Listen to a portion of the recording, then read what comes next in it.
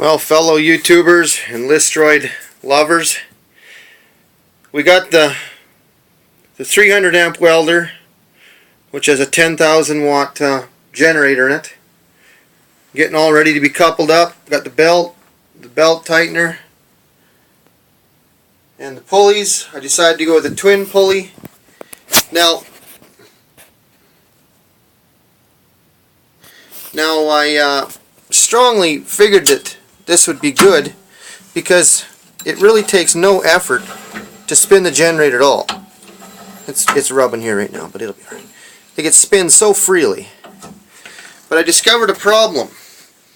When I turn on the switch to turns on the coil, which would have been the old gas engine, as soon as I do that, this thing, you can feel the magnets latching by. It's like a...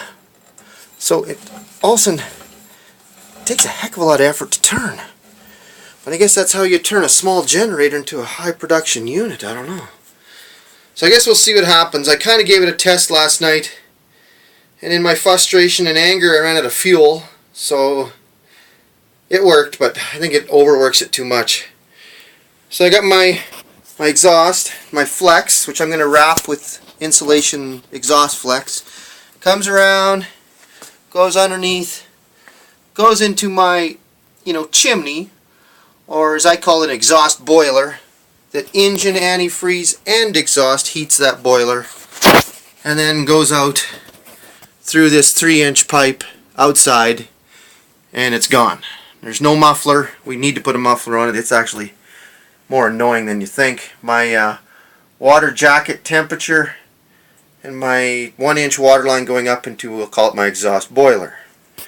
My fuel comes in from outside, and this shows my fuel level in my fuel tank, and then goes through my filter I can drop water out of.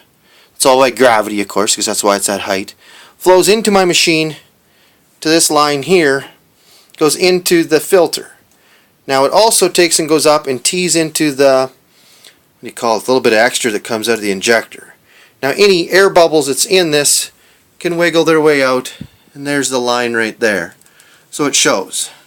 Don't know if that's a good idea or not, but it sure helps with the anger that acquires with running it out of fuel. Makes it easier to bleed. And bleeding, it works easy, bleeding, but there's a process. Get the air all out of everything as much as you can, then get as much air out of here, and then try to get some more air, then crank the hell out of it with that loose, of course, so the air bubbles can come out of the rest of the injector.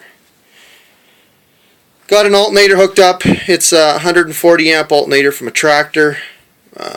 Belt pulley, tightener, really archaic, but it's what you do at 11 o'clock at night, actually.